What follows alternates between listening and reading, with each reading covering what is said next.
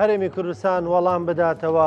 وەڵامکاری بەغدا و هەرێمی کوردستان تاکەی بەردەوامە بێ گفتوگوێم پرس و باسی وا بەتاکەین هەرێمی کوردستان چ کارتێکی فشاری لە بەردەستدایە بەرامبەر بەغدا بۆ دەتوانێت چی بکە و ئەبێ چی بکە گفتوگوێم پرس و باسی وا بەتاکەین لەگەڵ بەڕێز کاکاوە محەممەد چاودێری سیاسی کاکاوە سڵاو لەبێ سڵاو لێوەش بەخێرات سەر کاکاوە ئەو کێشانەی کە ڕوویدا بەم دواییە ینی وا دەردەکەوتم ساڵساڵێکی بێکێشە بێ بەتایبەت بۆ موچەخۆران بەڵام لە پڕ کێشە دروست بوویەوە و بە قوڵیش تەقیەوە ینی بەغدایە سەباز لەوە دەکا دەڵێ هەر پارەتان نەماوە لای ئێمە تا کۆتایی ساڵ بە بڕای تۆ هۆکاری ئەم کێشانە چییە؟ لە ڕاستیدا ئەوەی کە پێشتر سەرەتای ئەم ساڵ باس کرا کە من ئەو کاتەش ڕاما بوو کە ئەوە چارەسەرکردنی کێشەکە نییە بەڵام زۆر لە حزب دەسەڵاتدارەکان باسییان لەوە کرد کە هەرێکە و هەوڵی دەدا بەدەستکەوتی خۆی حساب بکە گوایە کێشەکە کۆتایی هاتووە و ئیتر لەمەودا موچەی خەڵک لە کاتی خۆیدا دەدرێت من پێم وا بوو کە ئەوە لە ڕێگ و ڕیشەوە چارەسەرکردنی کێشەکە نییە لە ڕاستیدا ئەوەی تا ئێستا کراوە تەنها پینە و پەڕۆکردن و کاتبەڕێکردن بووە چونکە چارەسەرکردنی ڕیشەی کێشەکە ئەوەیە کە دادگای فیدرالی کە بڕیاری دا بە تایبەتی لە دوای ئەو بڕیاری دادگای فیدرالی دەبووە کێشەی موچە بە تەواوی چارەسەر بکرێ لە ڕێگەی تەڵتینکردنی موچەوە و چیتر ئەو هەموو لیست و لیستکاریە و ئەو هەموو چوونی وەفد و هاتنەوە و کێشە دروستکردنە نەمێنێ بەڵام لە ڕاستیدا ئەو ئیرادەیە تا ئێستا نییە بە تایبەتیش ینی لەلایەن حکوومەتی هەرێمەوە من گەیشتمەتە قەناعەتێکی تەواو کە حکوومەتی هەرێم هیچ مەبەستی نییە ئەو کێشەیە چارەسەر بکە تەنها دەیەوێت ئەو دۆخە لە هەرێمی کوردستان بمێنێتەوە بۆ ئەوەی بتوانێت پارە و داهاتی با بڵێن قاچاغ ناڕسمی و نایاسایی کە تا ئێستا دەستی کەوتووە لە دوای ڕاوەستانی نەوتی هەرێم بۆ جەیهان کە پێشتریش لە ڕێگەی ئەو نەوتەوە خۆتان دەزانن چۆن بە ناشەفافی مامەڵی لەگەڵ دەکرا بۆ ئەوی ئەو دۆخە بمێنێتەوە لەم نێوەندەدا موچەخۆری هەرێمی کوردستان زەرمەندە و باجەکەی دەدا پێم وایە درێژترین مفاوەزات دانوستان لە نێوان دوو لایەنی سیاسی یان دوو حکومەت و دوو دەسەڵات کە لە مێژووی نزیکدا بینی بێتمان لە نێوان حکوومەتی هەرێم و حکوومەتی بەغدا بووە 11 ساڵ دانوستانی بەردەوام هەیە وە تەنانەت پڕ دۆکۆمنترین کە نێوانی هەردوولار ڕێک دەخات چ دەستور چ یاسای بودجە بڕیاری دادگای فیدرالی لە نێوان دوو لایەندا هەبێ پڕ دیکۆمنترین مفاوەزات و گفتوگۆ بۆ لە نێوان هەردوولادا بەڵام تا ئێستاکە نەتیجەی نەبووە بێگومان من بۆ خۆم پێشەوەی هەر قسەیەک لەسەر ینی ڕخنەیەکی زۆرم کە لە حکوومەتی هەرێم هەیە و لە دەسەڵاتدارانی هەرێم هەیە بەڵام بێگومانم لەوەی کە حکوومەتی بەغدا زۆر نائینسافانە تەعاملی لەگەڵ دۆخەکە کردووە حکوومەتی عێراق حکوومەتی فیدرال پێم وایە دەبوایە موچەخۆر سزانەدا لەوەی موچەی خەڵک ببڕێ دەبوایە کارێک بکە میکانیزمێک بگرێتە بەر بۆ ئەوەی دەسەڵاتدارانی هەرێمی کوردستان کە سەبەبکاری ڕئیسی کێشەی موچەن لە هەرێمی بۆ موچەخۆرانی هەرێمی کوردستان ئەوان سزا بدات ڕێگە لە فرۆشتنی نەوتی قاچاغ بگرێت نەک موچەی خەڵک بوەستێنێت ئەمە بەڕاستی کارە نائینسافیەکەیە کە حکوومەتی بەغدا تا ئێستا کردوێتی و لەبەرەوە حکوومەتی هەرێمیش ئەو مامەڵەی کە دەیکات لە ڕووی داهاتی ناوخۆ نەوتی و نانەوتی وەکو کیانێکی سربەخۆ تەسەڕف دەکات بەڵام لە ڕووی موچەوە وەکو فیدرالی داوا دەکات لە بەغداوە بووی بێ یعنی ئەوەی کە خۆی هەیەی با بڵێن بەشەکەی خۆی دەخوات و ئەوی تریشی دەوێت لە بەغدا یعنی لە ڕاستیدا ئەم مامەڵەیەکی زۆر ناتەندروستە ناکرێ ئەگەر مەبەستیان بێ کێشەی موچە لە هەرێمی کوردستان چارەسەر بکرێت دەبێت ئەمە بگۆڕدرێ کاکاوانی بۆ پێمان وا بێەوە بە شێرێمی کوردستانە لە با بڵێن ئەوەی بەغدای و بەغدا دەمانداتێەوە حەقی خۆیان ئەوان خۆیان دەماندنێ و نابێمە لە بەشیەوان بخۆین و ئەنی بۆچی بەشیەوانە خۆشتەکە وازە حڕوون دەوڵەتێک نییە کە بێ خەڵکەکەی خۆی وازە حڕوونە دەزانیت دەوڵەت ئەگەر فیدرالیش بێ بە هیچ شێوەیەک بەو شێوە بەڕێوە ناچێ هەر هەرێمە و هەر محافەزەیە هەرچی داهاتی نەوتی و نانەتی خۆی هەیە بۆ خۆی بێ مرکزیش یان با بڵێن دەوڵەتی فیدرالیش پارەی موچە و پرۆژەکان بۆ ئەو هەرێمەیان ئەو پارێزگایە بنێرێ دەبێت ئەم داهاتانە کۆ بکرێتەوە دوایی بە عەدالەت تەوزیع بکرێتەوە بە پێی ڕێژەی سوکان بە پێی پێویستی ناوچەکان و زۆنەکان بەڵام ئەوەی کە ئێستا بۆ نمونە بەسرا دەکرێ بڵێ من ئەو نەوتە زۆرەی کە هەیەی ئەو نەوتە من بۆ خۆم بە قاچاق دەیفرۆشم بەڵام بەغداش دەبێ موچەم بۆ بنێرە ماگانە ئەگەر نەینێرەوە غەدرم لێ دەکا ئەوە جینۆسایدم دەکا ناکرێ ئەمە مامەڵەیەشی زۆر نامەنتەقیە ئێمەش ئاوی دوکان بەردەدەینەوە و بەغدا زەخت دەکا دەڵێ بێ ئاوەکە زیاشکەن و ئاو شتێکی ترە پەیوەندی بە مۆزوعی عیلاقی بەوە نییە نەوت ئەوەی کە ئێستا ئێمە نەوتمان هەیە نەوت وەکو سەرچاوەیەکی داهات بەسم لەوەتانێ ئەگەر ئەوان بڵێن ئێوە نەوتی بەسرا داوای پارەی نەوتی بەسراکەن بۆ خەڵکی وڵاتان ئێمەش ئەوتانێ ئاوی دوکان سامانی خۆمانە بەرمانداوەتەوە بۆ خەڵکی بەسرا دەبا بیگرنەوە ئێوە تاوان گرتویانە تۆ ئەو نیە پارەی نەوتەکان لێگرتوینە نانە بە ئاوەکە بگرنەوە مادەمای ئەوانش دە بەرامبەرەوە دەکرێت ئەمە بیانوێکی منطقی نازانم لەبەرەوەی ئاو شتێکی ترە و پەیوەندی بە پەیوەندی تەنانەت لە نێودەوڵەتانیشەوە لە مەسەلەی بەردانەوە کە پەیوەندی بەتەنها بە ئینسانەوە نییە بە ئاژەڵەوە بە ژینگەوە بە کشت و کاڵەوە هەیە و گرتنەوەی ئاو لە دەست کەس نییە ینی بۆ خۆی بێوێک ئاو بگرێتەوە دەکرێت بەنداو دروستکە بەڵام نەک ئاو بگرێتەوە ئەمە کاریشی ناکردەیە جگەلەوەی پارە لەو خەڵکە ئەمان نانا کاگران کۆجا مەوزوعەکە هینی منطقی تەمەشاکە ئەگەر حکوومەتی هەرێم مەبەستێتی کێشەی موچە چارەسەر باشە دادگای فیدرالی یاسای بودجە هەردووچی ڕوون و ئاشکرایە ئێبە ئەو داهاتەی نانەوتی کە پێشتر خۆیان ڕایانگەیان کە ماگانە زیاتر لە 300 میلیارمان هەیە لەسەر 150 میلیار ڕێککەوتن دوای ئەوە بوو بە 9 بوو بە هەفتا ئێستاکە 48 دەنێرن دوایی جگەلەوە ئەو داهاتە نەوتیە بەس پێم بڵێ بۆ هیچ قسەیەک ناکەن بۆ هیچ لێدوانێکیان نییە لەسەر ئەوەی ئەو داهاتی نەوتی قاچاغە کە ڕۆژانە 300,000 بەرمیل نەوت زیاتری شەڕەنگە دەفرۆشرێ بەبێ ئەوەی کە کەس بزانێ ئەم داهاتە بۆ کوێ دەچێ بۆ حکوومەتی هەرێم لە خەمی ئەوەدان باشە من تەمەنا دەکەم و تەحەداش دەکەم ئەم حکوومەتی هەرێمە ئەگەر بە خۆی بە بەرپرسیار دەزانێت بەرامبەر بە هەرێم و بە ژیانی خەڵکو و بە کەرامەتی ئینسانی کوردستانی بە لە بەغدا بکشێتەوە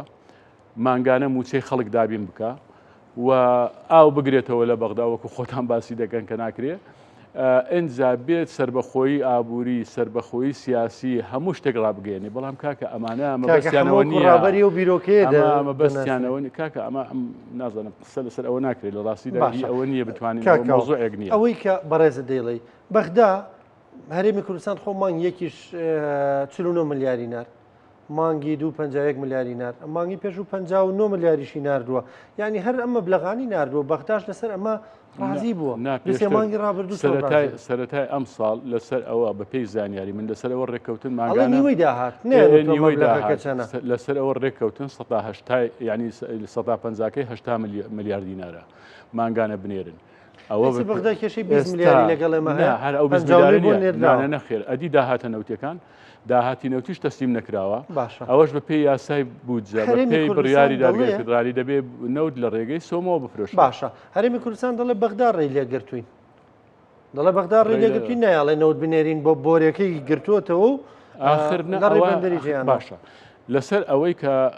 یاسای بودجە هەر لە پێناوی ئەوە تعدیل کرایەوە بێگومان ئەگەر لایەنە عێراقیەکان پشتیوان نەبوونایە لە تعدیلکردن خۆتان دەزان ئەوان زۆرینەن کورد بەتەنها تێنە دەپەڕێنرا لە پەرلەمان تعدیلەکە کرا بۆ هەر بەرمیلێک لە 6 دلارەوە تەکلیفەکەی بکرێت بە 16 دلار ئێوە ئەوەش کرا ئەم جاریان ئێستا بیانوو دەدۆزنەوە و کۆمپانیاکانی کە ئەوانەی کە لە هەرێم کار دەکەن طبعا ئەوە با بڵێن مەبەست و نیازی حکوومەتی هەرێم و دەسەڵاتدارانی هەرێمیشی تێدا لە سەرزاری کۆمپانیاکانەوە باز دەکەن باسیەوە دەکەن دەبێت قەرزی ساڵانی پێشوو هەمووی بەغدابی داتەوە یعنی تۆ سەبقەیەشی دۆڕاوت کردووە شکستت هێناوە قەرزێکی زۆر لەسەر خۆت کۆ کردوتەوە کە بەغداد تدەخلی نەکردووە خۆت گوتوتە نەوتی سربەخۆ دەفرۆشم ئیتفاقات و گرێبەستی سربەخۆت کردووە زەرت کردووە ئێستا دەڵێ دەبێت بەغدا هەموو ئەوانم بۆ بجێڕێتەوە آخر بەڕاستی هەندێشت هەیە منطقینیە کاک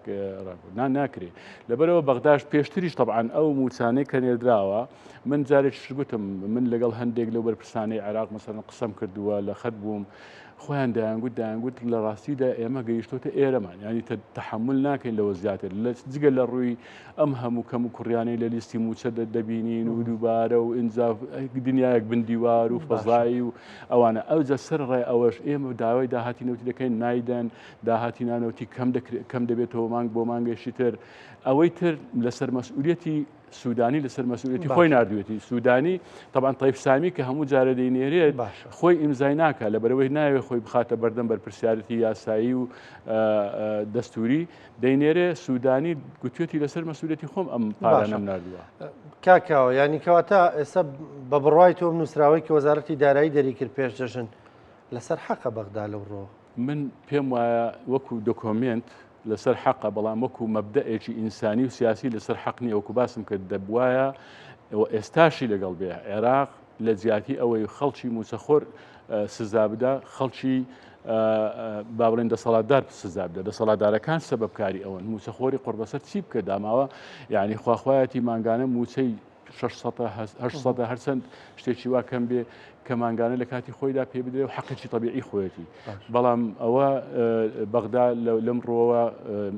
بێویژدانیە کە موچەی خەڵکی بڕیوە و دەتوانێت بەڵام بۆ نایکە لەبەرەوەی کە من هەمیشە گوتومە ینی لە عێراقدا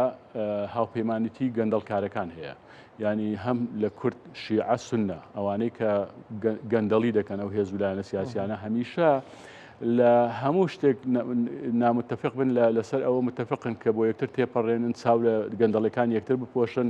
و مجاملەی یەکتر بکەن لەسەر حسابی خەڵک و ژیانی خەڵک ها بە تایبەتیش ئێستا لە بەردەم هەڵبژاردن داین و سوودانی دێ بێتەوە سەرک وەزیران و کۆمەڵی ئەو پێ ئاساییە خەڵکی هەرێمی کوردستان با بڵێن بێموچە بکات چونکە ئەوان دەنگدەری ئەو نین بەڵام سبەینێ پارتی دیموکراتی کوردستانە یەکێتی نیشتمانی کوردستانە ئەم هێز و ئەو هێزە کورسیان دەبێت لە پەرلەمان بۆ ئەوی بێتەوە سەرک وەزیران پێویستی بۆوان دەبێت لەبەرەوەی ئەوان عاجز ناکات دەچێت موچەی خەڵک دەبڕێت لەبەرەوە ئەو پەڕینا ئینسانیە ئەو پەڕی زوڵمە لە خەڵک دەکرێت بەڵام سەبەبکارە ئەساسیەکە دێمەوە سەری کە دەسەڵاتدارانی هەرێمی کوردستانە لە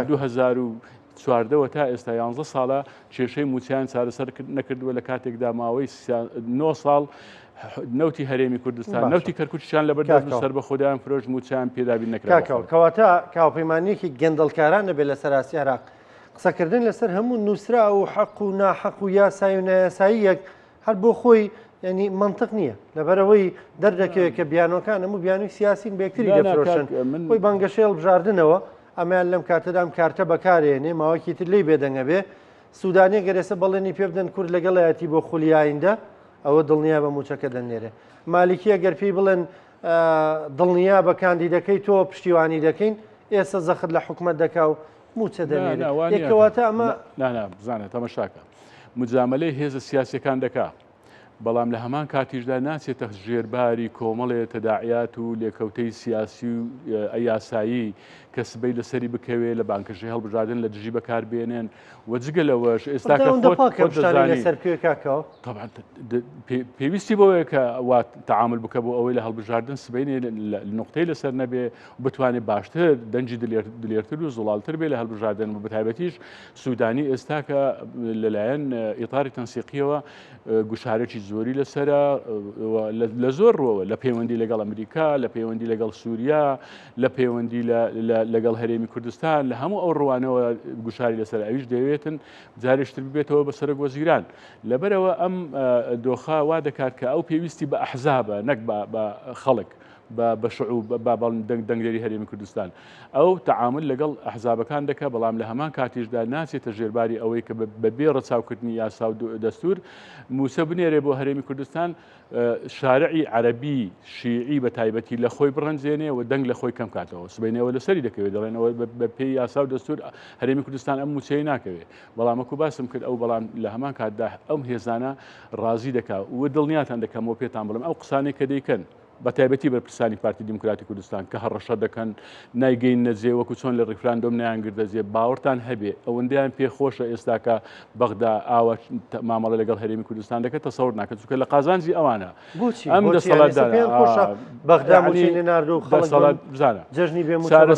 چارەسەرکردنی کێشەی موچە ئەگەر لە 2014 تا ئێستا چارەسەر نەکراوە لەبەرەوە چارەسەر نەکراوە چونکە ئەمە دەبووە هۆی ئەوەی کە لە بەرژەوەندی خەڵک بێ لە زەرەری دەسەڵاتداران بێ بەڵام ئەو دۆخەی ماوەتەوە کە چارەسەر نەبووە لە بەرژەوەندی دەسەڵاتدارانە لە دژی خەڵکە لە دژی بەرژەوەندەکانی خەڵکە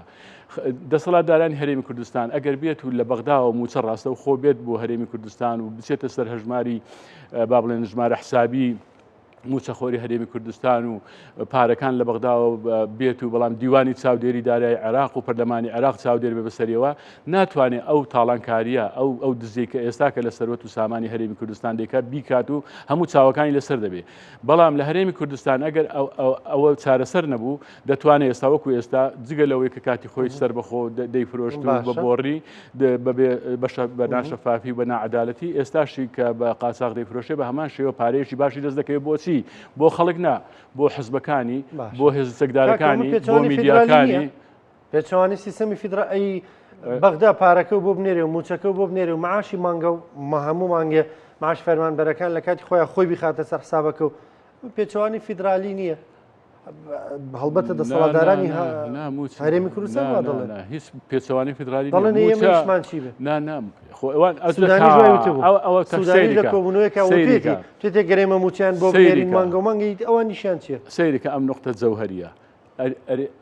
ئەدی ئێمە ئیشمان چی بێ ئەمە حکوومەتی هەرێم بە ڕسمی و ناڕسمی لە ناخۆیان لە بە ئاشکرا ئەمەی دەدرچێنێ کەواتە حکوومەتی هەرێمی کوردستان تەنها بریتیە لە دامەزراوەیەک بۆ وەرگرتنی پارە لە بەغدا و دابشکردنی نەک پەیداکردنی پارەش کە حکوومەتەکانی دنیا هەمووی دەبێت پارە پەیدا بکەن سەرچاوی داهات دروست بکەن چۆن بتوانن خەڵکەکەی خۆیان بژێنن ئابووری خۆیان ببژێنەوە کەواتە حکوومەتی هەرێم هیچ نەماوە ئەسڵەن بریتیە لەوەی کە تەنها مانەوەی خۆی لەوەدا دەبەستێتەوە کە موچە لە بەغداوە بێت و ئەو دابەشی بکە ئەگەر ئەو دەستی دووەم خەڵک دەستی دووەمەوە وەری نەگرێ لە دەستی یەکەمەوە لە بەغدا وەری بگرێت کەواتە حکوومەتی هەرێم نەماوە بەڵام کاک یعنی حکوومەتی هەرێم دەیتوانی فعلا ئێستاکە من چاوپۆشیشی لێکرا لەلایەن عێراقەوە تۆ لە نوەتویەکەوە حکوومەتت بەدەستە لە دوای 2023ەوە سەدام نەماوە و لە بەغدا بەشێکی لە حکومڕانی دەتوانی پەرلەمانێکی ئەکتیڤت هەبێ هێزێکی پێشمەرگەی یەکخرا و ڕێکخرا و دامەزراوەیت هەبێ دەتوانی دادگایەکی سربەخۆی باشت هەبێ بەهێزت هەبێ دەتوانی شەفافیت هەبێ گەندەڵی کەمکەیتەوە موسساتی چاودێری بە قوت بکەیت پەیوەندی نێودەوڵەتەکان و ئیقلیمەکانی بەستم بزانێ هێزی هەموو وڵاتێک ئەگەر هەرێمە یان هەر وڵاتێکی ترە هێز لە ناو خۆی خۆیدایە لە پەیوەندی خۆی بەدامەزراوەیکردنی وڵاتەکەی خۆی و نێوانی خۆی لەگەڵ خەڵکەکەی تا چەند خەڵک پشتیوانی دەکات ئێستا خۆت سەیریکە لەناو ئەو هەموو کێشانە بڕۆ ئێستاکە یەک با بڵێن ئەحسایەک بکە لە ناو خەڵک بڵێ تۆ دەتەوێت موچەکەت لەسەر بەغدا بێ یان لەسەر هەرێم بێ باوەڕتە بێ بەشێکی زۆری لە ئەندام و کادیرەکانی پارتی و یەکێتیش خۆیان دەڵێن با لەسەر بەغدا بێ بۆ خەڵک لە حکوومەتی هەرێم بێئومێد بووە و هیچ سقەیەکی پێ نییە حەز ناکەی لە ئەم جارەیە لە کێشەی ئەم جارەیە بە دیاریکراوی ئەوەی ئەم جارە دروست بە لە بین هەرێم و بەغدا خەڵک ڕوانینی تۆزێک گۆڕاوە هەری منەس پێ دەکەم لەسەر شەقام خەڵکی ئاسایی دەڵێن بەغدام جارە خەدر لە هەرێمەکە لانی کەم وەکتۆ وتێ ئێبا موچی خەڵکی بدایە بەڵام باشە سزایی ئەوانە بدا کە کێشەی لەگەڵیان هەیە باشە من پێم وانە ئەمە زۆرینەی خەڵک بێ بەشێکی زۆر کەمە لەوانەیە کە ئاوا بیر دەکەنەوە پێیان وایە بەغدا زۆڵمی لە هەرێم کردووە لاینسەش پێ دوایە من پێم وایە بزانە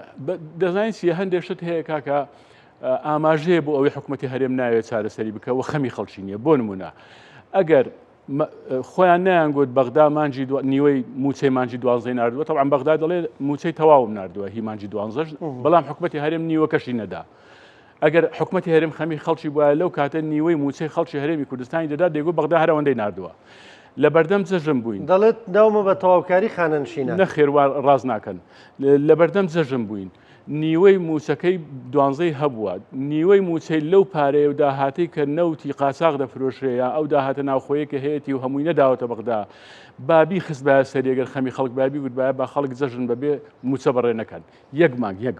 یعنی پێم وایە نەکی یەک مانگ هی دوانزە مانجیشی ئێستا هەیە حکوومەتی هەرێمی کوردستان نەک حکوومەتی هەرێمی کوردستان دەسەڵاتداران هەرێمی کوردستان چونکە حکوومەتی هەرێمی کوردستان شتێکی شکلیە ئەوەی کە تەحکم بە پارە دەکە بە داهات دەکا کۆمەڵی دەسەڵاتدار و کۆمەڵی بنەماڵن لە حزب سیاسی دەسەڵاتدارەکە کاکاوە کارتەکانی فشاری هەرێمی کوردستان چین یعنی ئەوەی تر جەژن تێپەڕی و موچەیان نەدا و ئیتر ئێستا خۆ خەڵکەرە بێت ئەبێ یەکێک موچەی باتێ کارتی فشار کارتەکان لە سیاستدا بریتین لە کارتی سیاسی کارتی ئابووری کارتی هێست کارتی دیبلۆماسی وەرە پێم بڵێ بێکەوە با سەیرێکی دۆخی هەرێمی کوردستان بکەین بە تایبەتیش لە دوای ڕیفراندۆمەوە کارتی سیاسی چیت بەدەستەوە ماوە هەڕەشە بکەی هەڕەشەی جیابوونەوە دەکەی ئێکردت گوتت عێراق دەبێتە دەوڵەتێکی دراوسێ و بای عێراق و پاسپۆرتت دڕاند و دوای ئەوەش گوتت هیوادارین عەبادی دەرگای حیوار دانەخا ئەوە واسەحە ئەو کارتە سووتان کارتی ئابووری سەربەخۆ نەوتت فرۆشت و نەوتی کەرکوچیشی هاتە سەر و هەمووی بە نایاسایی و نادەستوری دەفرۆشت و پارەکەی هەموو دەخستە تەنکەی باخەڵتەوە و موچەی خەڵک پێدابین نەکرا و فەشەلت هێنا و ناچار ئاخیری ئێستا گەڕایتەوە چاوت لە بەغدایە ئەو کارتی ئابووریشم ئەو ئابووریشە کارتی هێزی پێشمەرگە دەدەستا هێزی پێشمەرگە لە 1970ەوە تۆ حکوومەتی هەرێمی کوردستان بەڕێوەدەوی لە 1992ەوە تا ئێستا نەتوانیوە هێزی پێشمەرگە یەک بخەی ئاسایش یەک بخەی دژە تیرۆر یەک بخەی هەموو شتەکانت دووە ئینجا پەیوەندی ناوخۆیەکانت لەگەڵ نێوان هێز و لایەنە سیاسەکان خراپە لەگەڵ خەڵک خراپە هەموو شتێکی ڕەمزێکی نەتەوەی نیشتیمانی کوردایەتی هەموو شتێکت ناشرین کرد چۆن دەتوانی بەرەنگاری لایەنە سیاسەکانی عێراق و دەوڵەتانی سەرکردنەوەی قووەتی هەرێمی کوردستانە بەڵام مەسەلەن ینی من لەم شەوانە ئیسفکەلابی پەرلەمانتارێکی تونڕەوی عەرەبە لەم ماوەیەدا پێشتر زۆر خۆی بە خەمخۆری کورد پیشانەدا بەس لە ماوە زۆر بەتونی قساکە لە میدیاکانەوە خۆی دەڵێ زەختێکی زۆری ئەمریکیەکانی لەسەر سوودانی بۆی موچەی هەرێمی کوردستان بنێرێ تا ئاستی باڵەسخانەی ئەمریکا تەنی وەلا سەروتریش ئەمانە پەیوەندی بە خاڵی بێز هەرێمی کوردستانەوە نییە وەزیری دەرێ ئەمریکا پێشتر هەفتەیەک دوو هەفتە لەمەوبەر نەیوت ئێمە پەیوەندیەکانمان لەگەڵ عێراق لە ڕوانگەیەوە دەبینین کە تا چەندە دان بە و ئەم هەرێمەوە ئەزانی چییە؟ ئەنی مافەکانی ئەم هەرێمە دەدا سەرکردەی سیاسی یان قەرار بەدەستی سیاسی کە غەڵەت ئاماژەکان دەخوێنێتەوە کارەساتی بەدوادا دێوەکەوەی کە پێشتر لە سەردەمی داعش ئەو کاتێک کە با بڵێن ئەمریکا پشتیوانی لە هەرێمی کوردستان و هێزی پێشمەرگە دەکرد و ئەم سەرۆک دەڕۆی ئەو سەرۆک داهات ئەم وەزیر دەڕۆی ئەو وەزیر داهات لە هەولێر پێشوازیان لێ دەکرا پێیان وابوویترەوە هەموو بۆ پشتیوانی لە کوردە و بۆ بەرەو باعی ڕیفراندۆم بچین و ڕیفراندۆم بکەین و کردیان و ئەوە نەتیجەکەی بوو مەبەستمەوەیە ئەوە بۆ پشتیوانی لە کورد نەبووە لەبەر چاوی کاڵی کورد نەبووە ئەم هەموو پشتیوانی ئەمە لە پێناوی ئەوە بووە کە بۆ ئەوەی سەربازەکانی خۆیان بەکوژ نەدەن هێزی پێشمەرگە لە سەرساحەکەیە بۆی پشتیوانی هێزی پێشمەرگە بکەن شەڕەکە بکە بە هەر حاڵ دوای ئەوە ئێستاشی لەگەڵ بێ ئەوەی ئێستا هەیە من هەمیشە گوتومە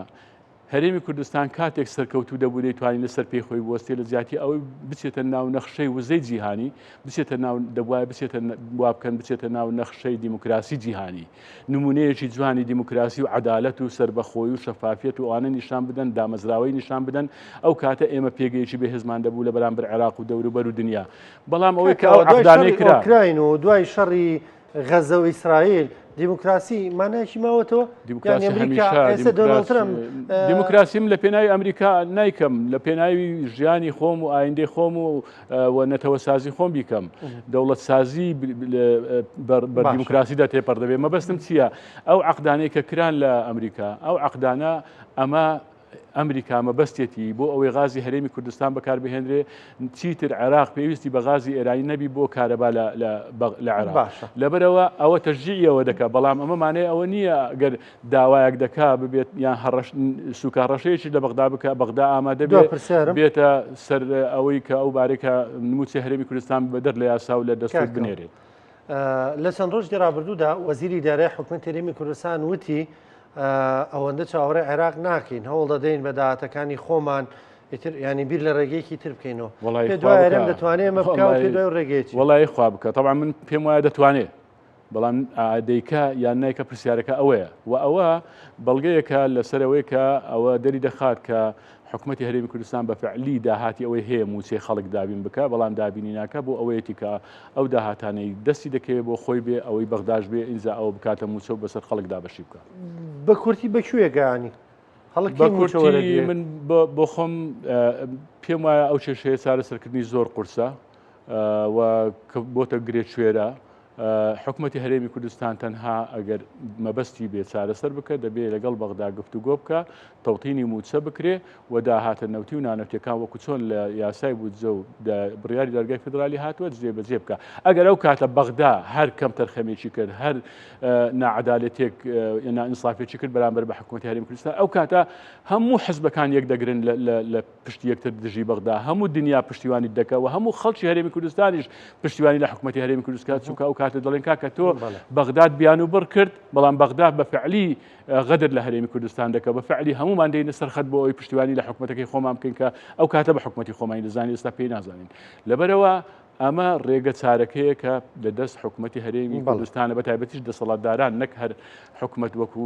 دیکۆر و شکلیانی بەڕێز کاکە محەممەد چاودێری سیاسی سپاس دەکەم سپاس بە بەشداریکردن لەگەڵمان سپاس بە خێراتی خۆشەویستان بە یارمەتی ئەو کارانم بەرنامەی پرسی ڕۆژتان پێشکەشکرا